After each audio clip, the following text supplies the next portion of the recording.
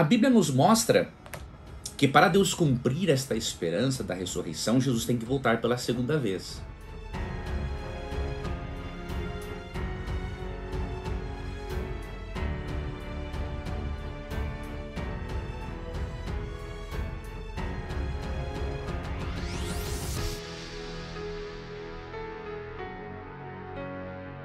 Vem aí a Masterclass de Interpretação Bíblica.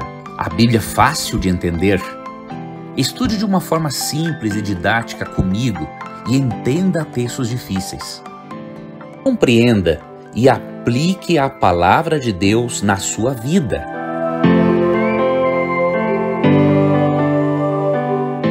Inscreva-se agora. Eu quero mostrar para você alguns textos bíblicos sobre a segunda vinda de Cristo. Antes eu quero assim argumentar com você, até para lhe ajudar a refletir nisso, caso você não cria na Bíblia, não cria em Deus e nem em volta de Jesus. Eu particularmente vejo muita lógica na segunda vinda de Cristo, deixando de lado agora a Bíblia, tá? Depois nós vamos para a Bíblia. Por que eu vejo muita lógica na volta de Cristo? Porque ele veio uma primeira vez. Como ele veio uma primeira vez, se ele não voltar pela segunda, ele não concretiza a obra que ele começou na sua primeira vinda. E a existência de Cristo neste mundo, ela é praticamente inquestionável hoje em dia, né? Ela é inquestionável. Um ou outro aí que viaja na maionese, que questiona a existência de Cristo, mas até mesmo agnósticos, ateus reconhecem que o personagem Jesus Cristo existiu. Mas como Jesus ele foi muito, ele teve uma inteligência emocional muito sofisticada e ele falou coisas muito importantes e fortes, né?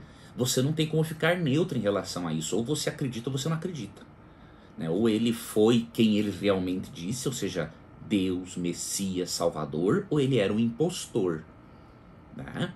E neste caso, como eu não creio que ele era um impostor e ele veio pela primeira vez, e agora ele promete que vem pela segunda vez, então eu creio que a primeira vinda de Cristo é a garantia da segunda. Até porque, se ele não volta, se ele não vem pela segunda vez, a primeira vinda dele foi em vão, praticamente, né? Ele não vai concluir aquilo que ele começou, tá? Então eu vejo lógica na segunda vinda de Cristo por isso. Agora, para a Bíblia, indo para a Bíblia, eu creio que Cristo falava a verdade. Eu não creio que ele fosse um mentiroso ou um lunático, né? E em João 14, 1 a 3, ele fez a seguinte promessa: eu não creio que ele minta. Não permitais que o vosso coração se preocupe. Credes em Deus, crede também em mim. Na casa de meu pai há muitos aposentos. Se não fosse assim, eu o teria dito a vós. Portanto, vou preparar-vos lugar. E quando eu me for e vos tiver preparado um lugar, virei de novo e vos levarei para mim, a fim de que onde eu estiver, estejais vós também. Aonde que Cristo está hoje? Ele vive na cidade santa. Ele é o nosso sumo sacerdote no santuário celestial, de acordo com Hebreus 8, 1 e 2. Então é para lá que ele quer levar os seus filhos quando ele voltar pela segunda vez. Pai, na sua oração sacerdotal, não é? Em que ele ora por nós, eu desejo que os que me deste estejam comigo, aonde eu estou, e contemplem a minha glória. A glória que me outorgaste, porque me amaste antes da criação do mundo. Então é o desejo desse Cristo pré-existente, né, que existe desde antes da eternidade, é o desejo dele que os filhos dele estejam com ele, aonde quer que ele esteja. Então ele prometeu voltar pela segunda vez. No livro do Apocalipse, na versão Almeida atualizada, Cristo disse: venho sem demora 4 vezes. E uma das declarações mais significativas sobre isso está no livro do Apocalipse, onde há a última fala de Jesus Cristo na Bíblia. A última fala de Cristo na Bíblia, Apocalipse 22, 20. Né? Aquele que dá testemunho destas palavras afirma: com toda certeza venho rapidamente. Amém. Aí vem o apóstolo João dizendo, não é? Vem, Senhor Jesus. Então Cristo diz assim, ó, com toda certeza venho rapidamente. Então, como eu não creio que Cristo tenha sido um lunático, um mentiroso, mas um ser divino humano, né, eu tenho que acreditar no que ele diz. E além disso, todos os sinais descritos por ele de forma com bastante antecedência, não é? Descritos, por exemplo, em Mateus 24, Lucas 21, esses sinais se cumpriram e estão se intensificando cada vez mais. Então não há um porquê de duvidarmos disso. Mas alguém pode estar dizendo assim, Leandro, mas Jesus não voltou até hoje, ele já prometeu isso há 2000 anos. Veja, primeiro nós temos que entender uma coisa. O tempo para a volta de Cristo, né, o tempo ideal para a volta de Cristo, não somos nós quem definimos. Que base eu tenho, por exemplo, para dizer que Cristo deveria ter vindo há 10 anos, há 50 anos ou há 100 anos? Ele poderia, óbvio, vir em qualquer momento que ele quisesse, mas dizer que ele deveria, não, Cristo já deveria ter voltado.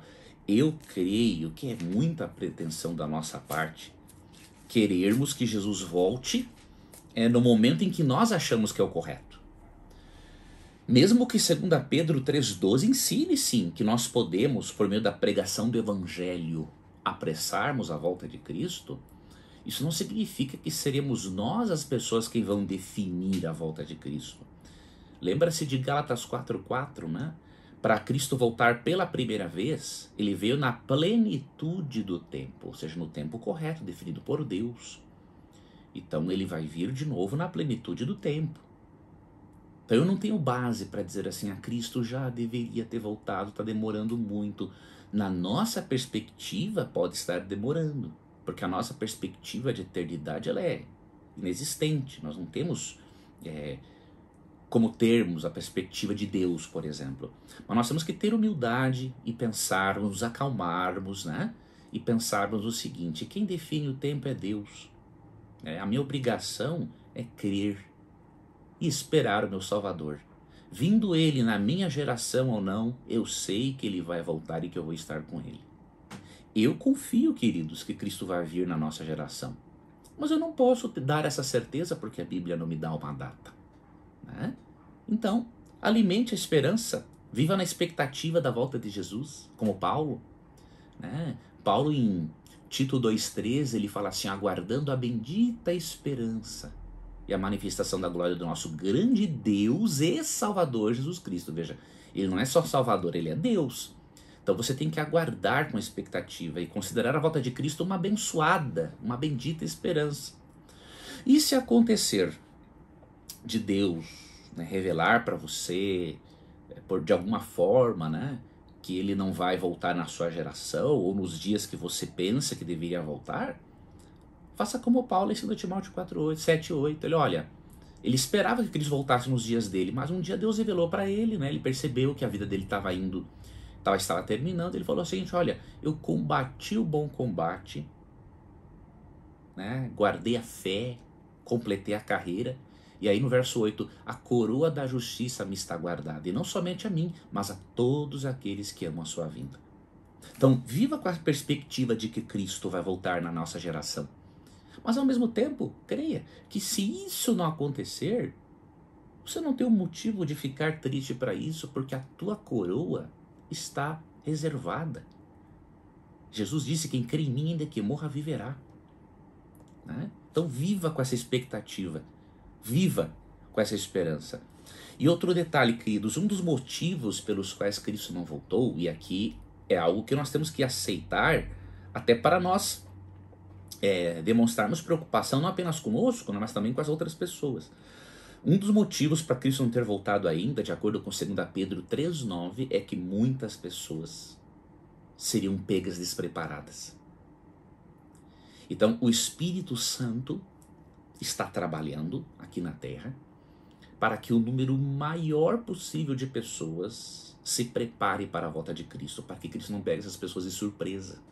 Porque Deus quer o maior número possível de filhos dele com ele. Vai ser muito doloroso para Deus os ímpios se perderem, né? Porque não aceitaram o amor de Deus, o plano que ele estabeleceu para salvá-los da morte eterna e do pecado, né? Mas Deus quer salvar o maior número possível de pessoas. E aí 2 Pedro 3,9 diz assim: o Senhor não se atrasa em cumprir a sua promessa, como julgam alguns. Pelo contrário, ele é extremamente paciente para convosco e não quer que ninguém pereça, mas que todos cheguem ao arrependimento. É por isso que ele ainda não voltou. Além de algumas profecias precisarem se cumprir, essas profecias precisam se cumprir até mesmo para dar tempo a outras pessoas e até mesmo a nós cristãos que estamos despreparados, nos prepararmos para o encontro com o Senhor. Porém, um dia, a porta da graça, diríamos assim, vai se fechar. Cristo vai vir buscar os seus, e de acordo com Mateus 16:27 e Apocalipse 22:12, ele vai dar a cada um segundo as suas obras, né? Não que a salvação é pelas obras, né? Mas porque as obras revelam, são um termômetro da fé que você tem. E tanto que o verso 10 diz assim, ó, né, que apesar de ele estar esperando pessoas se arrependerem para não pegá-las de surpresa, o verso 10 de 2 Pedro garante, ó, 2 Pedro 3. Entretanto, o dia do Senhor virá como ladrão, ou seja, de surpresa, né, para muitos, no qual os céus desaparecerão ao som de um terrível estrondo e os elementos se desintegrarão pela ação do calor. A terra e toda a obra nela existente serão expostas ao fogo. Né? Quando a terra entrar em contato com a glória de Jesus, a terra pegará fogo. Esse será um fogo para purificar a terra do pecado dos pecadores. E aí o verso 13, 2 Pedro diz, né, que Deus vai reconstruir este planeta, a chamada nova terra. O que ocorrerá, de acordo com Apocalipse 20, né, versos 7 a 10, depois 21, isso ocorrerá após um período chamado milênio, no qual não vamos entrar nesse assunto agora. Vem aí a Masterclass de Interpretação Bíblica, a Bíblia fácil de entender. Estude de uma forma simples e didática comigo e entenda textos difíceis. Compreenda e aplique a palavra de Deus na sua vida.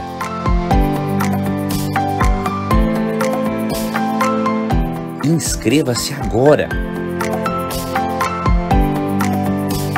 E amigos, eu tenho um recado muito importante para vocês. Eu vou realizar uma Masterclass de interpretação bíblica. Eu fiz este evento uma vez na vida, há alguns anos, e agora eu vou fazer de novo. Então, se você quiser participar, inscreva-se, vai aqui na descrição do vídeo, inscreva-se no link, coloque, quando você abrir esse link, você coloca ali o seu e-mail, seu WhatsApp, porque aí eu poderia avisar você com antecedência de quando será esta Masterclass. Eu estou preparando um e-book para dar a você de presente, então vai ser muito importante que você se inscreva para você não perder essa oportunidade de receber o aviso dessa nossa Masterclass. Você vai ler a Bíblia com outros olhos. Muito do que eu aprendi sobre interpretação bíblica eu quero passar para você. Tá? Então clica no link, se inscreve. Para mim vai ser uma honra poder ter a oportunidade de ajudar você a conhecer mais sobre hermenêutica, que é a ciência responsável pela interpretação do texto bíblico. Vá aqui na descrição, se inscreva, vou estar lhe esperando.